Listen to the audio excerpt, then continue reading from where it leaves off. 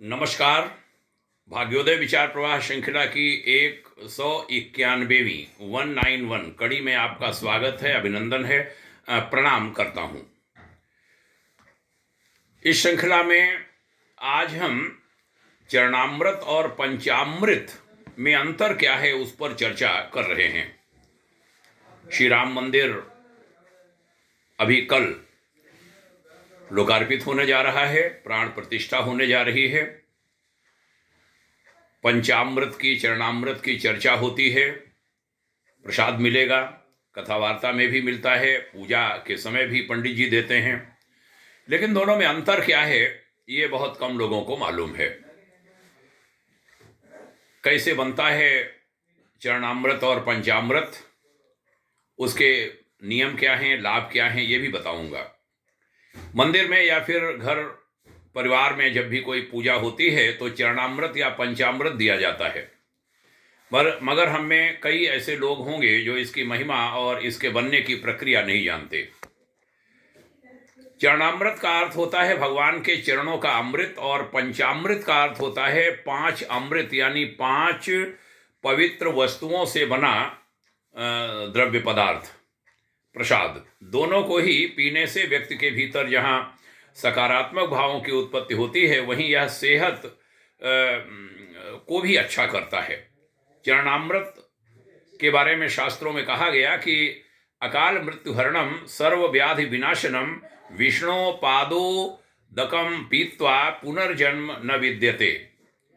अर्थात भगवान विष्णु के चरणों का अमृत रूपी जल सभी तरह के पापों का नाश करने वाला है। यह औषधि के समान है, जो चरणामृत का सेवन करता है उसका पुनर्जन्म नहीं होता, यहां तक कह दिया गया। चरणामृत बनता कैसे है?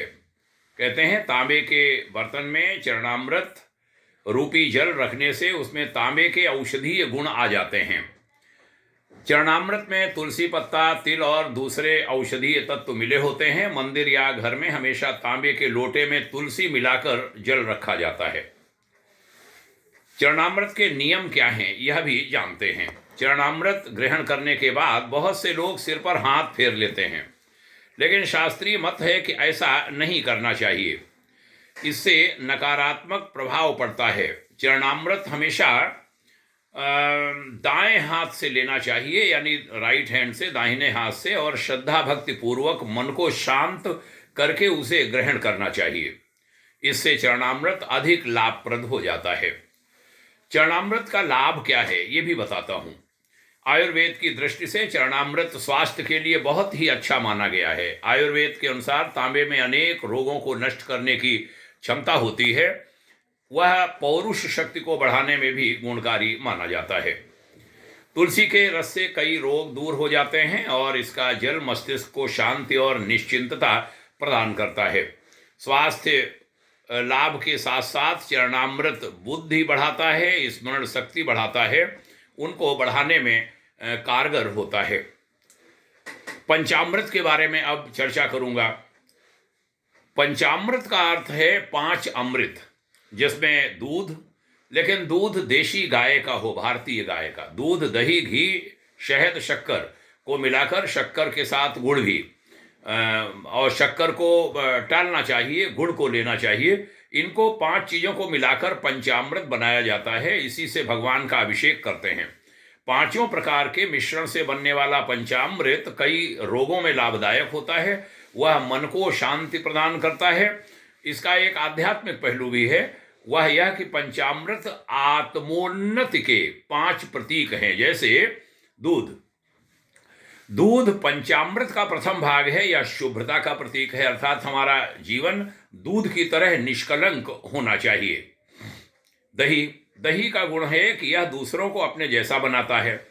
दही चढ़ाने का अर्थ यही है कि पहले हम निष्कलंक हो, सद्गुण अपनाएं और दूसरों को भी अपने जैसा बनाएं। घी के बारे में बताता हूं। घी जो है स्निग्धता का और स्नेह का प्रतीक है। सभी से हमारे स्नेह युक्त संबंध हो, यही भावना घी के उपयोग में है। शहद, चौथी चीज, शहद मीठा होने के साथ ही शक्तिशाली भी होता है। निर्बल व्यक्ति जीवन में कुछ नहीं कर सकता, तन और मन से शक्तिशाली व्यक्ति ही सफलता पा सकते हैं। शक्कर, 5वीं चीज, शक्कर का गुण है मिठास। शक्कर के साथ मैं गुड़ भी कहता हूं।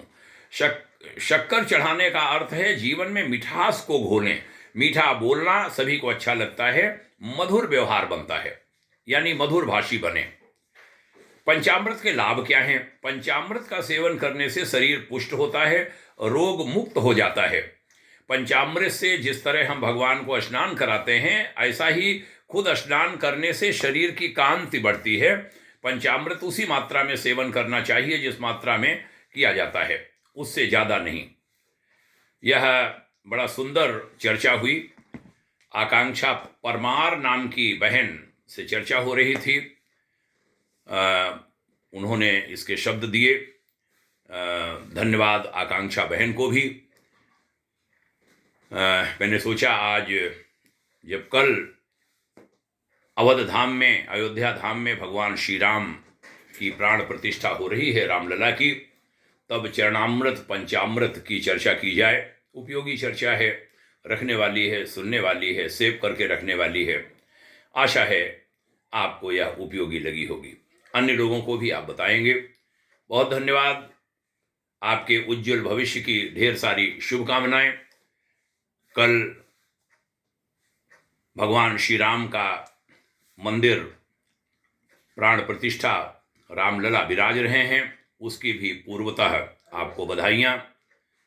हमारा देश खूब आगे बढ़े, सनातन संस्कृति का सर्वविधि कल्याण हो, आप सबका मंगल हो, इसी शुभकामना के साथ आज की चर्चा का समापन। आपके उज्जवल भविष्य की भाग्योदय शुभाकांक्षा। प्रणाम। जय हिंद। ओम शांति।